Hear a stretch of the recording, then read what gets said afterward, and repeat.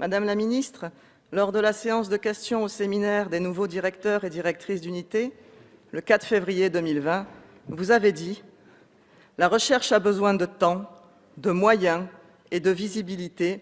C'est tout l'objet de cette loi. » Une belle déclaration qui pouvait faire espérer une prise de conscience de la part du gouvernement et un changement de braquet salutaire. Mais à la lecture du projet de loi, c'est la douche froide.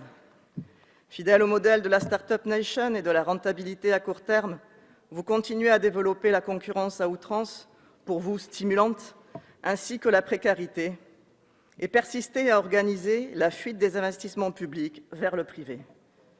Votre idéologie enterre davantage encore la recherche publique, pourtant primordiale à l'heure où nous devons faire face à de nombreux défis sociétaux, sanitaires et environnementaux. Vous annoncez 25 milliards d'euros pour la recherche d'ici 2030, dont seuls 400 millions supplémentaires sont budgétisés en 2021. Qu'adviendra-t-il après 2022 ? Nous l'ignorons, car nous n'avons aucune certitude sur l'engagement des gouvernements à venir. Lors de votre audition en commission le 9 septembre, concernant la LPPR, vous avez affirmé ne pas entendre de conflit social majeur sur ce sujet. Vous nous avez également invités à être dans le réel et à faire la promotion de ce projet de loi. Derrière les effets d'annonce et un vocabulaire trompeur se cache un projet libéral que vous n'assumez pas, ce qui est dommage car cela aurait le mérite de clarifier les débats. Votre projet n'entraîne pas l'adhésion car il ne répond pas aux besoins structurels de la recherche ni aux demandes d'amélioration des conditions de travail des personnels.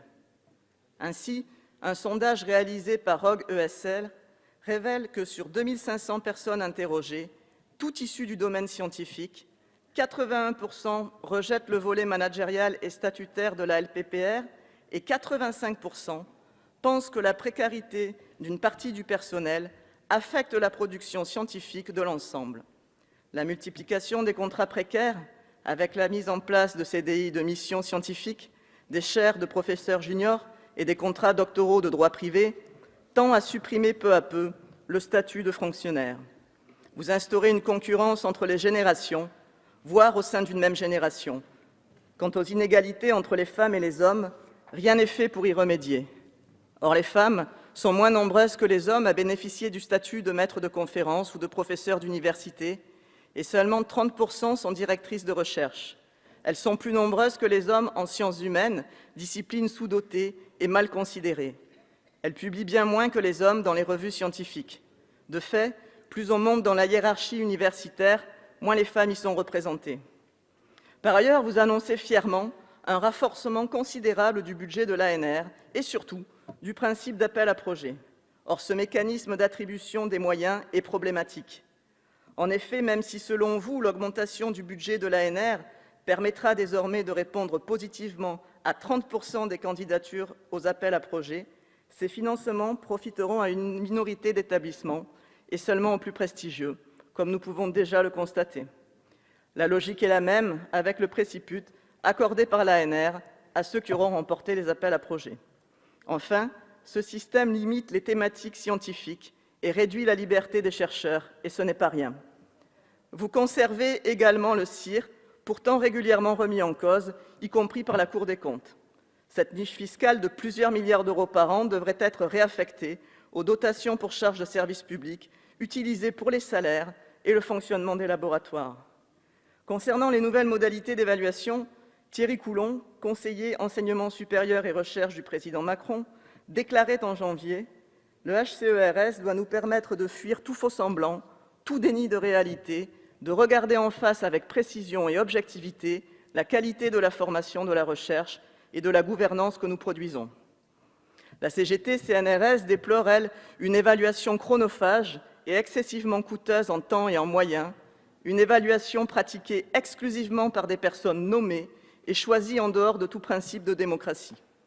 De plus, l'évaluation ne fait pas de distinction entre les domaines de recherche, elle se base sur la quantité et sur les notes données au laboratoire, avec pour finalité une meilleure dotation aux mieux notés.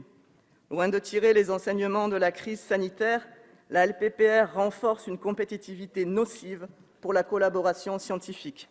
Nous ne partageons pas votre vision du monde d'après, profondément inégalitaire et mortifère pour la recherche publique. Je vous remercie.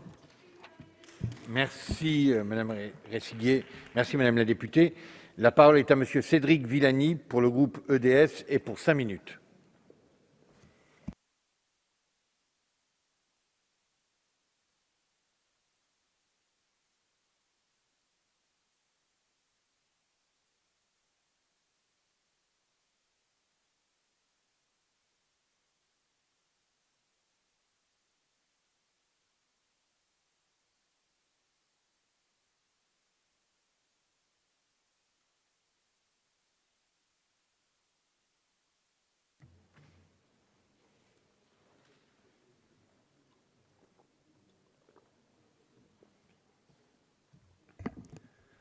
Monsieur le Président, Madame la Ministre, mes chers collègues, la recherche, c'est une aventure contre l'inconnu, c'est un métier passionnant et exigeant, c'est aussi un métier